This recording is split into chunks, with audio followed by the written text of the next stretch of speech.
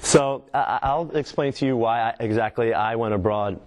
Because I student taught at Ridley High School, had a wonderful experience at Ridley High School, and I came to I had to make a big decision. I spoke with my Principal Mills at the high school, and he said, "Matt, I just want to thank you for all the work that you've done. You've done a wonderful job. Everybody here really enjoyed working with you, and obviously I enjoyed working with them as well." But he said, "I have nothing here for you. Okay? There's no jobs here for you. There won't be in a long time." Not to discourage you, but I said to myself, do I want to stay here and probably sub, maybe eventually find a job, or do I want my own classroom? And I loved having my own classroom, and I said I want that opportunity to have my own class. I really always wanted to live abroad, actually. I always wanted that experience of being in a different country and learning a different culture, and just meeting a lot of fascinating people, and I haven't looked back since. So now we will discuss our website. Kind of the big reason why I started doing kind of teacher service, which kind of has a broad range of meaning. Could be training, could be recruiting, could be general support while in country, or overseas, I guess. The reason why I did it was because when I was recruited to go abroad, it was very vague. Everything was very vague. I like the idea of going abroad and teaching abroad, but to be honest, I went on there on a whim. And a lot of people have done that mainly because the recruiting system is very vague, no other word for it. If you go on, I know that you have seen advertisements saying, teach English in Asia, teach English abroad. If you've ever actually gone to those websites, I don't know, actually show of hands, who actually has ever gone to one of those websites to check it out? A few. Okay, a number of them. A lot of these advertisements for schools are about yay big in terms of text advertising. I see you nodding your head. I mean, were you satisfied? Did you read 2 paragraphs in text and say, I'm ready? I'll move halfway across the world, right? Yeah, I'm going to travel 12,000 miles based on these 2 paragraphs of text. No, that takes a leap of faith, which it did for me. I did it. I was disappointed when I arrived. I did it too. Disappointed. He did it as well. We know 1 million people in Korea who did the same thing. Little hyperbole. And so when I started doing recruiting, I kind of did it as a kind of a hobby, to stick it to my old recruiter, because I really thought that I could do a better job. I knew I could do a better job, so I did. I said, all you need to do is go to the school, take a bunch of pictures, interview a bunch of the teachers, write up information about the daily schedule, housing, vacations, health insurance, teacher reviews, anything that you would want to know in order to make that decision. And so that's what I did. And it was very simple. And not many recruiters, if any, actually do that. Now that Matt and I have started recruiting, actually my old recruitment business was Ivy in Asia. It was for Ivy League graduates to go teach abroad, specifically in Gangnam. Gangnam, that's how you pronounce it in America, Gangnam. It's an area of Seoul, if you didn't know that. And, where the famous singer Psy is from, with his dance. Lots of people there, so they like those big names. So that's what I was focused on. Now with Matt, we are really focused on higher quality of teacher, and we've gone a step further in the process of transparency with video. Raise your hand if you do not have a phone in your pocket. Correct. Everybody has so if you have a phone in your pocket, you can take a video of yourself. If you can take a video of yourself, you can upload it to YouTube from your phone. If you can upload it to YouTube from your phone, it can be on our website. So it's very simple to do this, and it's a no-brainer. If a school wants to hire a teacher 12,000 miles away, doesn't the school want to see you speaking? If you're mumbling up there like this, the school's not going to hire you.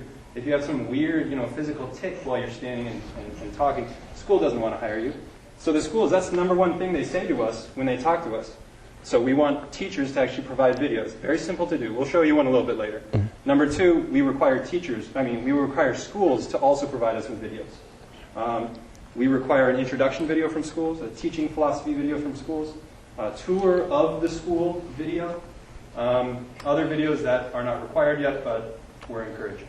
So transparency is one of our missions.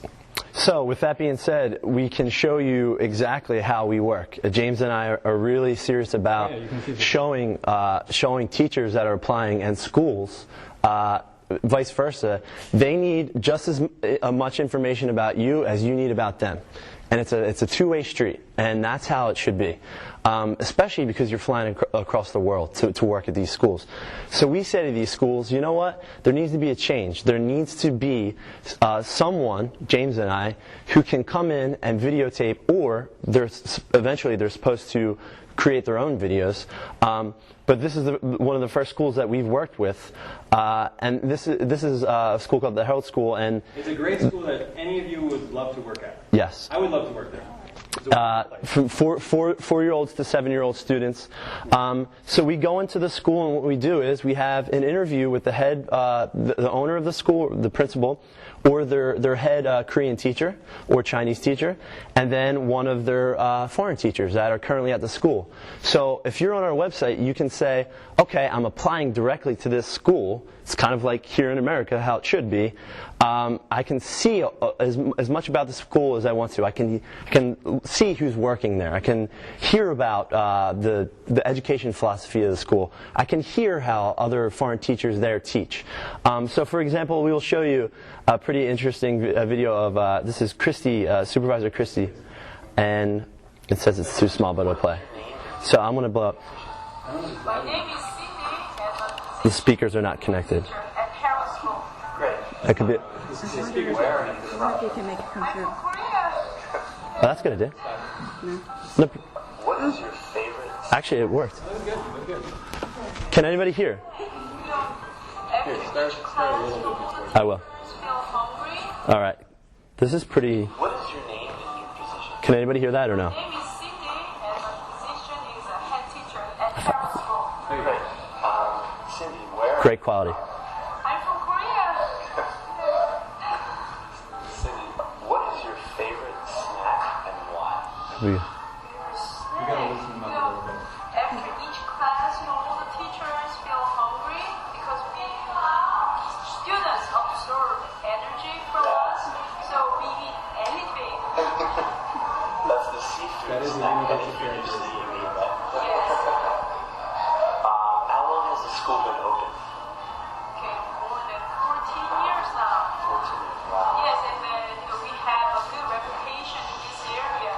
The mothers in this area say And all the schools that, we are or most of the schools we recruit for are private or international schools. with their children.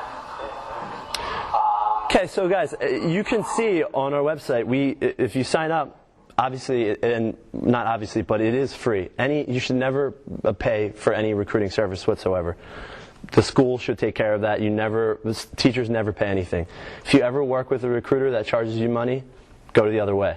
But for example, this is one of our schools that we work directly with. So you can see just as much about the school. You can read about the content. And for example, here's a teacher that has applied on our website. His name is Jared, and he is in Korea right now looking for another job. So I like the Power Rangers picture that I put up there from Halloween. it's great. So that's another thing we request, is that you can put up to 7 photos of yourself. We have a girl that's on our website as well. Her name is Lori. She's actually a Westchester grad, and she has a video introduction. She has a teaching philosophy video. She said, I messaged us and said, I took a tour of my home. Just because I feel like it's my apartment, I made it my own, I decorate pretty nicely. I kind of like that. I want to show them. So you can use any creativity that you want to incorporate in your profile. But this is Jared. He's actually from Canada. He's from Toronto. So you can kind of see how Jared, you don't have to do this because it'd be difficult to do in America. You're about to see. He goes above and beyond. Certified teacher? He's in a student teaching class right now, and taking a video during his student teaching practice. So let's just watch Jared for a little bit. All right. Hi, I'm Jared Sargent. I'm a certified teacher from Ontario.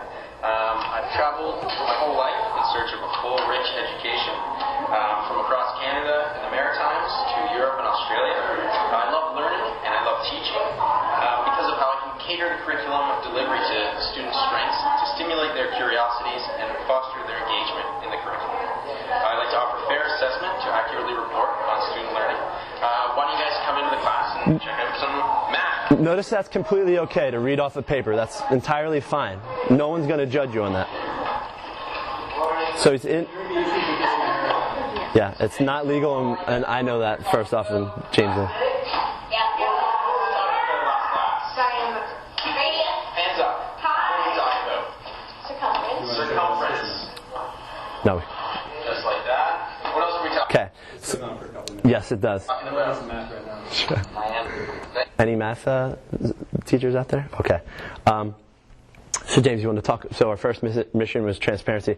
I'll take over and I'll discuss. James, you want to come over here? So the second mission that we really believe in is our better teachers, I should say. We know that there are a tremendous amount of certified teachers in the States that are looking for jobs. And, you know, I looked at a statistic that said as of April 2013 that there were 270 plus unemployed educators in all fields, not just teaching, but any involvement in education. So we know that the number is there. We know that there's a lot of people that want jobs. And we're trying to explain to you, if you think James and I are normal, somewhat normal, there are normal people that go abroad for jobs. Yeah, we're definitely not normal. But there are awesome opportunities abroad, and it's not just teaching English to kindergartners. I mean, you can get jobs teaching adults. You can get a job working at, we work directly with a literature school. You come in and you teach middle school and high school kids literature. So there's wonderful experiences. So just so you know. There's also a lot of bad teaching experiences, and those are the ones that we weed out. Exactly. Lots of them are Western style teaching that he's talking about. Great. Pound it into your head until you memorize it style teaching. Not so great. You probably don't want to be doing that. You're certified teachers, or you will be. Yeah. And that's something, I'm glad James brought that up, because that's something we screen for. The first thing we do, first of all, the schools we work with, we're only working with 4 specific schools in Korea and working with 1 in China. The schools we work with in Korea, we know them very well. We've had friends that work there. We've had supervisors that know them very well. And we have them on our website and work directly with them because we screen them and we know it's a good environment to put a teacher in. So they're the kind of schools that we like to work with, and we screen them by taking the first step of talking to 2 foreign teachers and saying, hey, we talked to your supervisors, they said we can communicate. How do you like working here? Be honest. And they're honest. Okay, they're not going to hide anything because they wouldn't want to put any other foreign teachers in that position if it was a bad school. So we found that to be very, very effective in the schools that we work with. So, yeah, and is that our third? There's kind of one more thing that we're going to be doing that we think will make this very enticing to people such as yourselves. And that is to address the fear of going abroad career-wise. Also personally. One thing that people who are studying education might not want to do is take a gap year and then come back and try to get a job. And then the district that you're trying to get a job in says, actually, you were not practicing the standards that we expect our teachers to have, and therefore this year abroad doesn't count for much in our books. We know that to be the exact opposite case. For all the schools that we work with, the teaching that they do and the teaching you would do is very standards compliant with a lot of states.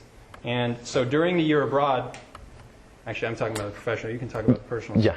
Sure. During the year abroad, we're going to actually we're going to have professional kind of development webinars to kind of help you with cultural issues in the classroom, as well as personal development encouragement in the form of online portfolios. Who has an online portfolio? Just curious, who has an online portfolio? For teaching. No one? Wow. Nobody, Yeah. really? Okay. Well, good. Then it's something new, and it's very easy to do. And if you do these online portfolios, it'll make your job hunt a lot easier later on.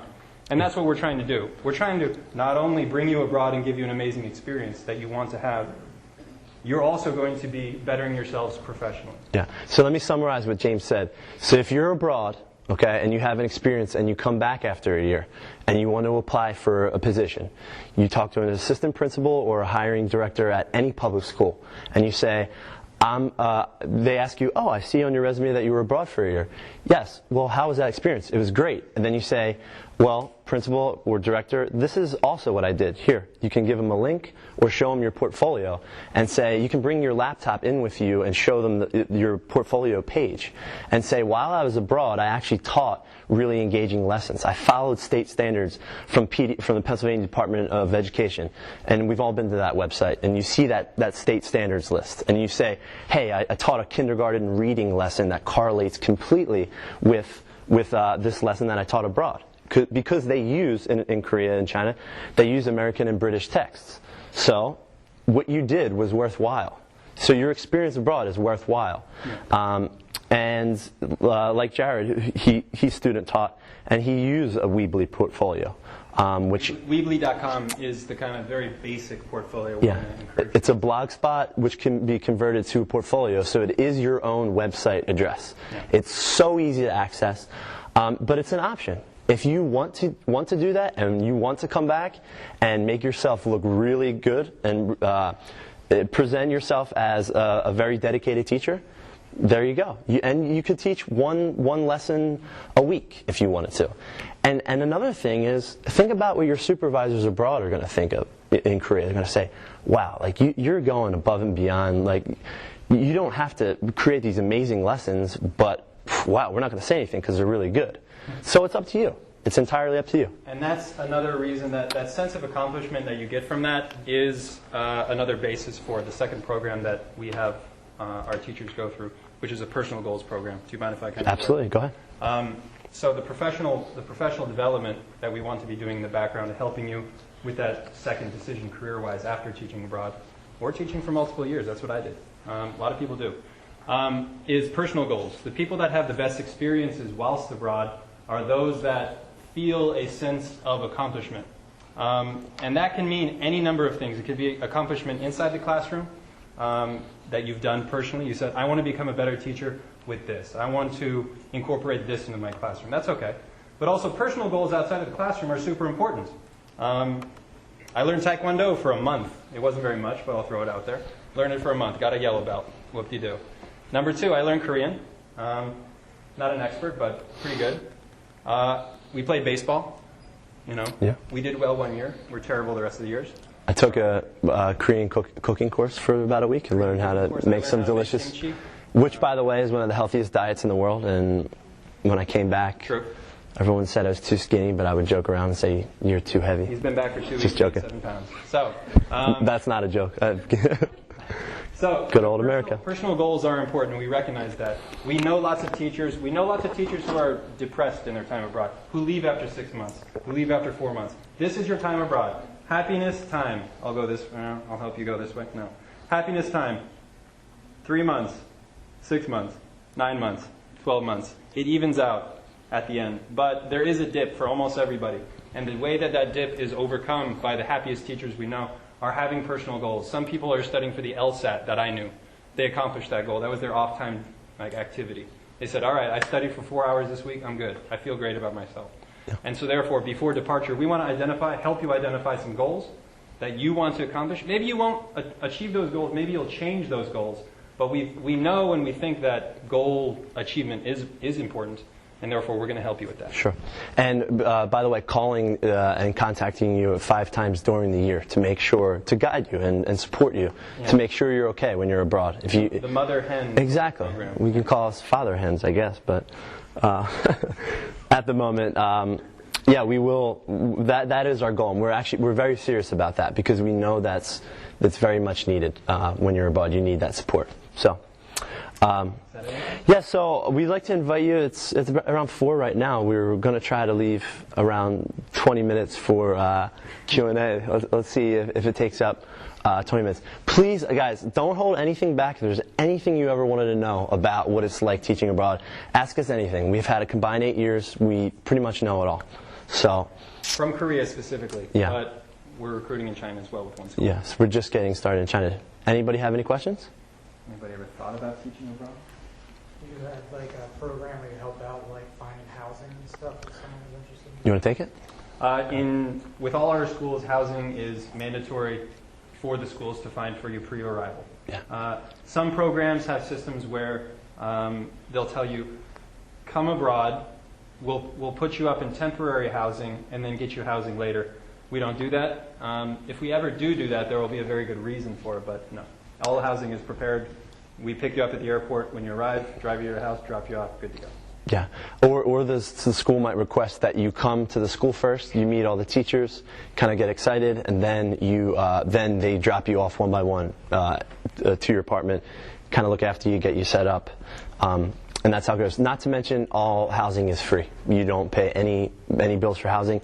Sometimes really small maintenance fees for the apartments, but just think about that. I mean, a very similar starting salary compared to an American public school. Depending on which public school, but no rent. Some of you may not have to pay rent, but not to mention the cost of living. We're catering to schools in Seoul particularly, so it's like living in Manhattan, honestly, and it's completely westernized, but very much so, becoming westernized, with a lot of opportunity, but to do things on an affordable level. Go out to eat on an affordable level. Go out at night on an affordable level. See entertainment. See museums. Everything's very, very affordable. And it's not a third world country, by the way. Korea specifically, it's the 13th most developed country in the world. So part of the reason that we're doing this, by the way, as I see the ocean of hands go up, part of the reason that we're doing this is to hear from you what your concerns are. This is the first school that we've talked to. Matt went to Cabrini. And we want to come here and we want to ask you, kind of pick out what you're concerned about. That's a concern. We're taking that in. We're going to make that very clear. Mm-hmm. If there are any other questions or concerns about any category of what we're talking about, going abroad, living abroad, learning something abroad, teaching abroad, how to do abroad, fill in the blank, fill in the blah, ask him, because we're learning from you probably more than you're learning from us right now. Sure. What's the expected cost for somebody considering teaching abroad? If you're going to be working, it's very different throughout the city, but we work in mainly urban areas, and so Shanghai might be a much different cost than one of the smaller 10 million people city in China.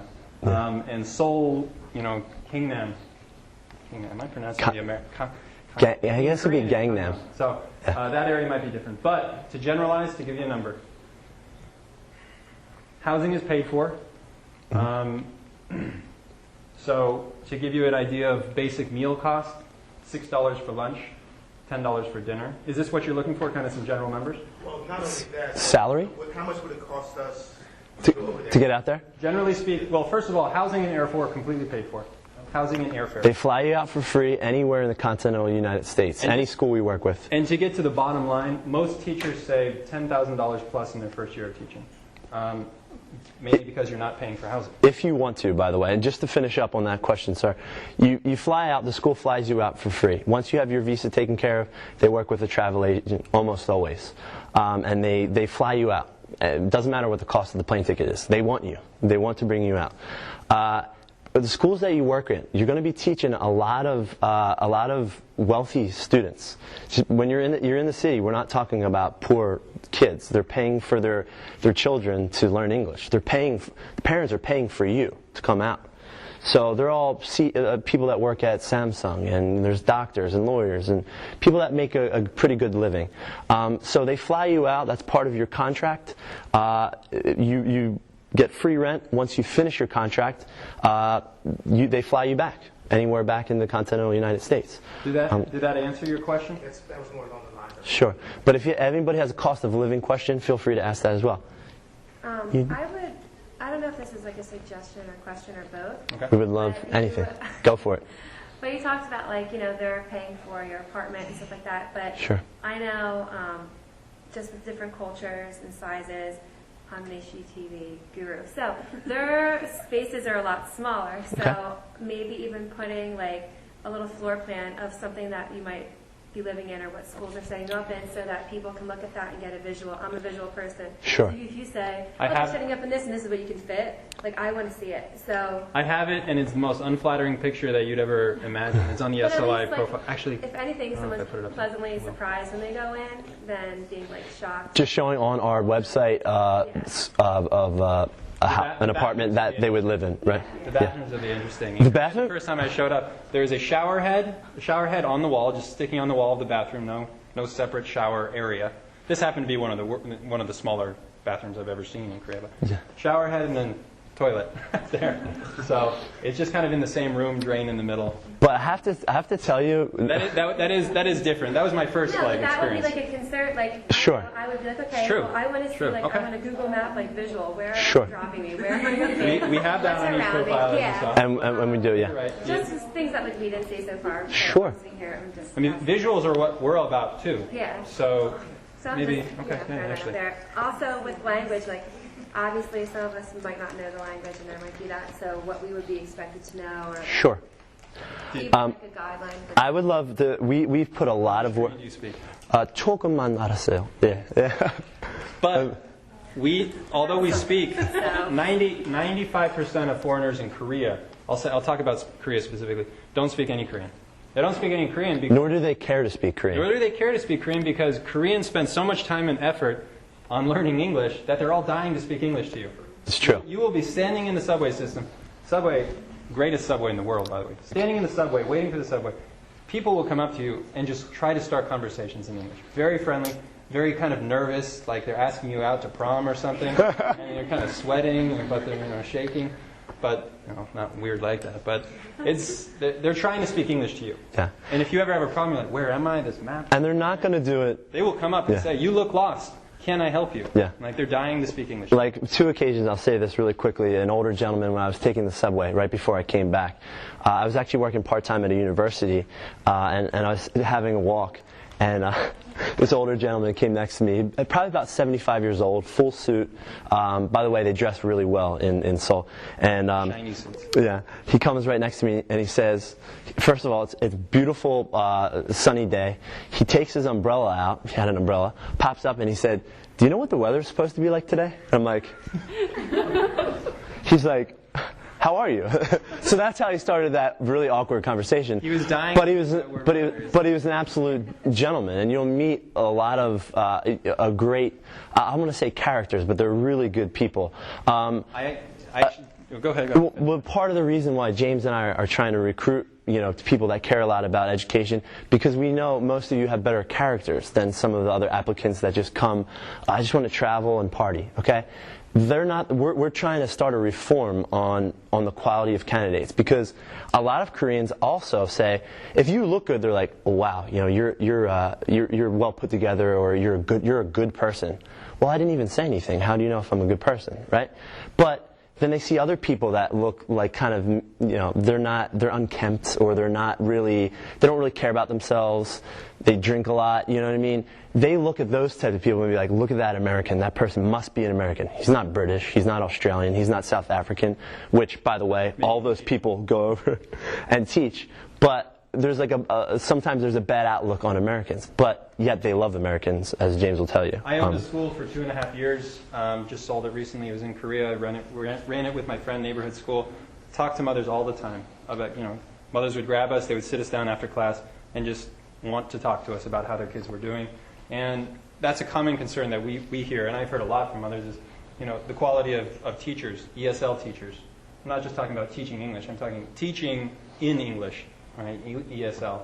And they're very concerned because lots of ESL teachers are not very good in Korea. And that's why schools like the ones that we work with them because we've heard good things about them, bottom line. And they want better teachers, and that's why we're kind of presenting to you. Right? Sure. Sorry. First, I just like to say, I think your presentation was very impressive. Thank you. Cool. Are you sure it was only our first? Where's the butt? It's no bad. It's no bad. I just wanted to encourage you. Thank you so much. Appreciate it. Because what I've experienced before, like I've been out of the country a lot of times, and I'm always like, I don't know, but it's where at? In Africa, West Africa. Great. And in Mexico too. So like I've had some really great experiences, but the prior to going was very shaky. So I like the fact that you guys were here. But my question is, that's not my question, that was my comment.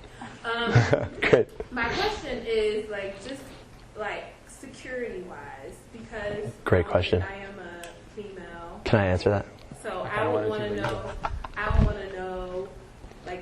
the neighborhood, like how far the school is from the house, like is it, alarm system? Sure. Let me say one sentence. Violence, Go ahead. anything can happen. This is one of our favorite questions to answer, by the way. Go ahead, you go.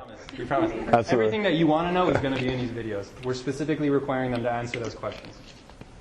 I love answering this question because, number one, everybody thinks of Korea as, oh my God, North Korea. Okay?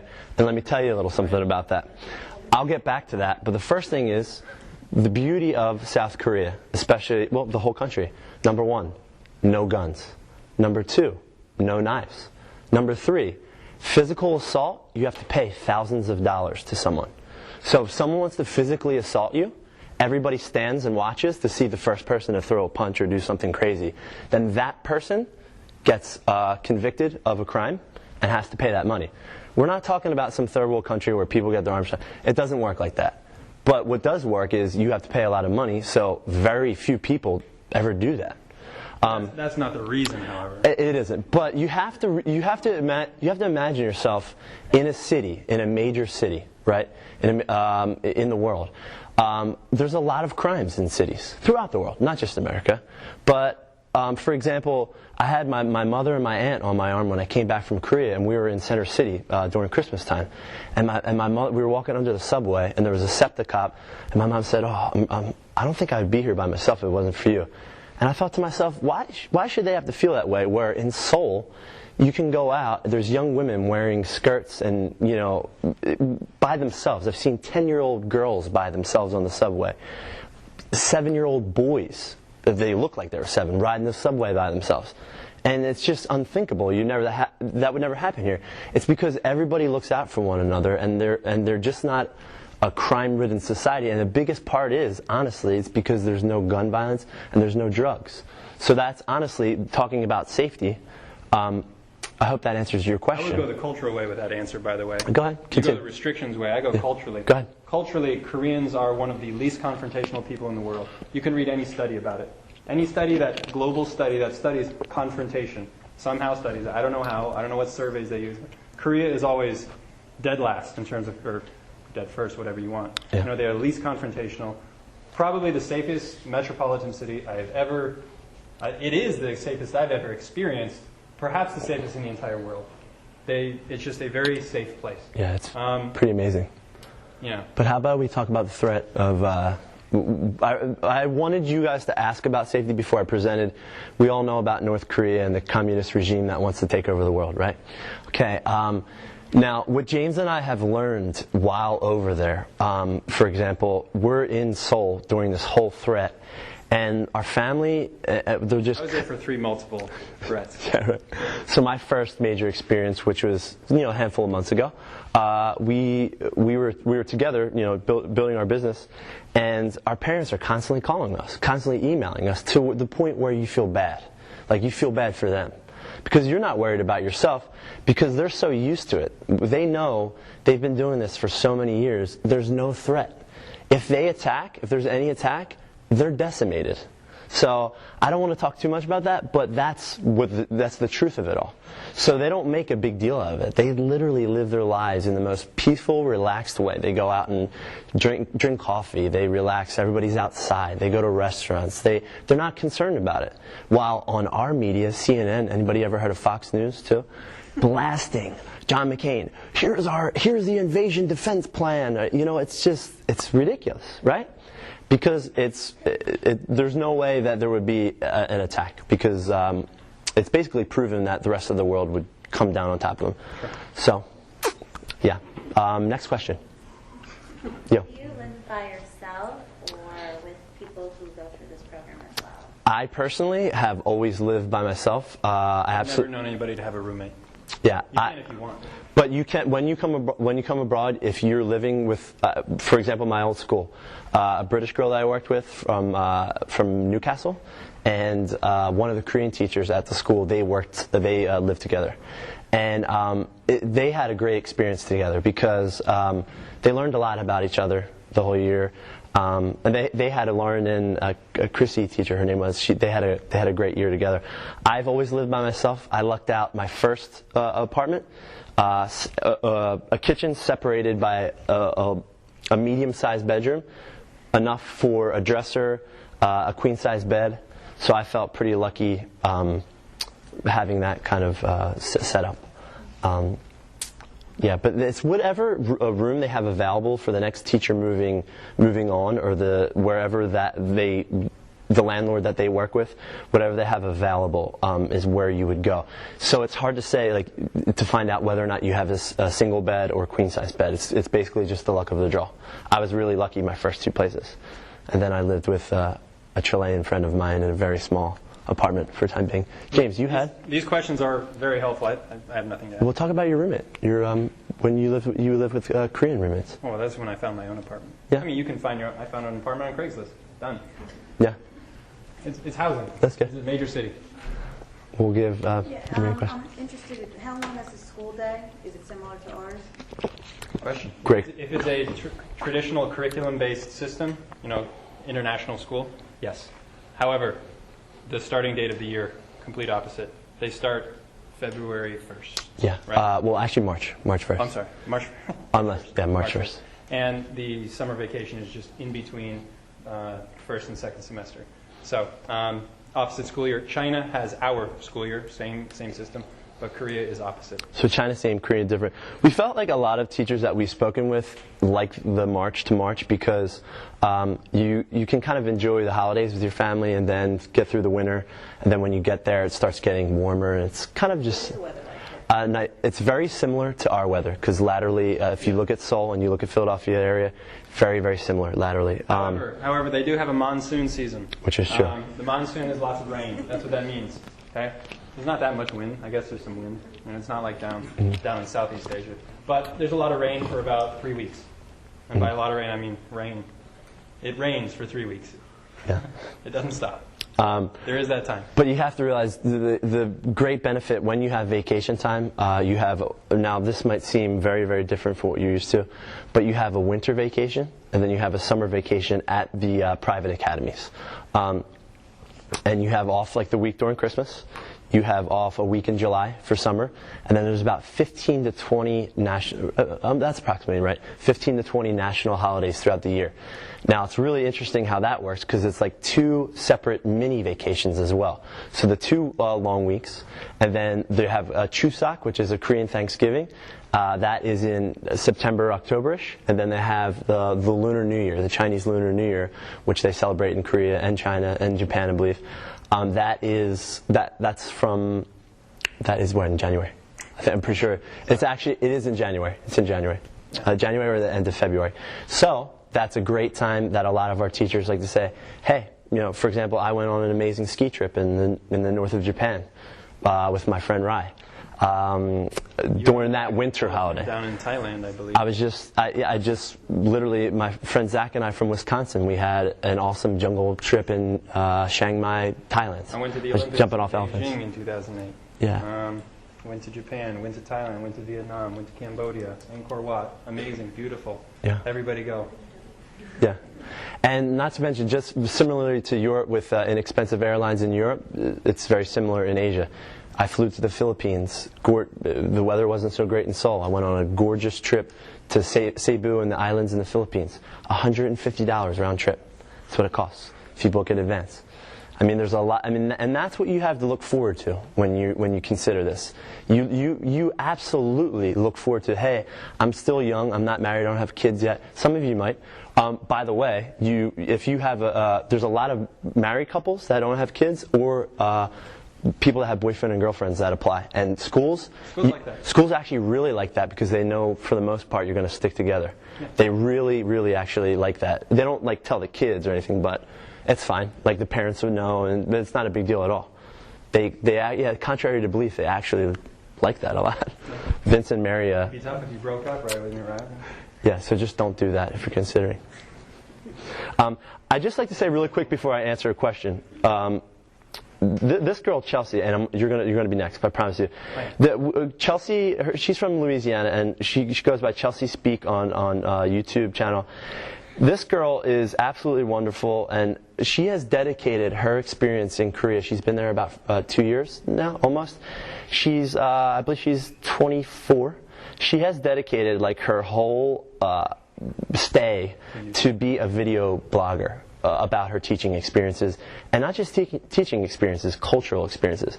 Basically, I must have seen about 20 of her videos, and she has so many more. And she just talks about being a blonde girl from the South in Louisiana, and what it's like teaching abroad in Korea and living there. Significant. It does just stick out in Korea. Yeah. That wasn't a diss on blondes. Yeah. No, not at all. It wasn't. But they do. They love. They're so intrigued by any difference, in the way you look, or.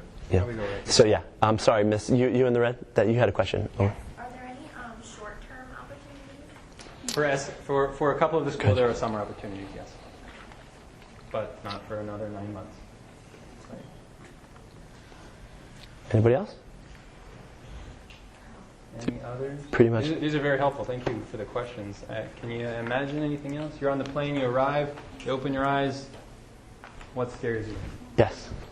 It's not a question, right? It's okay. I don't know what's on your website, but like any health risks, I feel like that'd be. Health risks? You have immunizations that you get before you go. Yeah, because some people don't like needles. Yeah. With me. True. Okay. This is a fair question.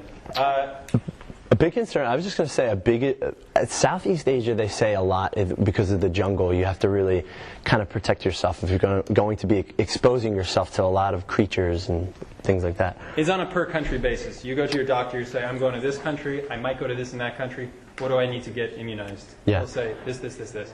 You get it done. I specifically, my family was concerned about it, but I spoke to a lot of people before I left, and there wasn't a concern. Yeah. The health system, the neighborhood health system, is amazing, by the way. We should talk about that. In Korea and Seoul. Actually, I don't want to go too much in depth. Yeah. I had no insurance, walked in. I said, at one point I had no insurance. It was in between my employments, essentially. I said, I think I might have broken my ankle doing Taekwondo, getting my yellow belt. Can you please, fix me or check me out? And they sent me through the x-ray a few times after speaking with a bone doctor. What's the word for it? Byohuisa? Well, that means bone doctor. So he spoke to me in orthopedics. Anyways, and then and then I come back. I have another consult with him. He says, this is the case. You didn't break it, but do this. Put a little cast on it. I come out to pay the bill. I'm expecting a $1,000 bill or something. They said it's $45. Yeah. $45. Multiple consults with an orthopedist. Yeah. Is that right? X-rays, everything, no insurance, emergency room, $45. Yeah. It's kind of interesting that you bring that up, because I also finished my contract and then took a month-long trip in Southeast Asia. When I came back, I knew that I wouldn't have insurance when I come back to the States, because James and I are here for a few months. And I said, you know what, I want to get a full body check, just a full body checkup. I can't imagine the thousands of dollars that would cost without. You're probably right, actually. Probably about a 5-figure check in the States without insurance. But I checked for any kind of immunization that you could possibly think of. Like the doctor, honestly, it was near the university that I was working, had a checklist out of everything I wanted to get checked. The bill was $65. 65,000 won, so it's about 60 American dollars. And I couldn't believe it. and that's how it is. Even with medicine, there's little clinics on every corner, everywhere you go. It's really affordable, and the medicine's good. Who likes acupuncture, right? Go, try it. Yeah. There you go. Next question? I think she was just raising for acupuncture. Any more? You in the back? And then you, Ray. What's the exchange rate? It's about 1,000 to 1. Think of it like that. 1 million Korean won, 1,000 US dollars. Yeah. Well, you make about 2.5 million won a month in Korea, with paid housing, with paid airfare, with a bonus at the end. Yeah. So if you say 2.2 million Korean won could be a monthly salary, right around 2,000, a little bit less. That's pretty low. Well, depends. We're going to try to get you the best contract. I mean, we're dealing with the school. Yeah. Yep. You first, and then you. Have business cards in? We do, and we will spread them out accordingly. We just changed our URL, but the old one should still work. Yeah, we're going to get them out, definitely.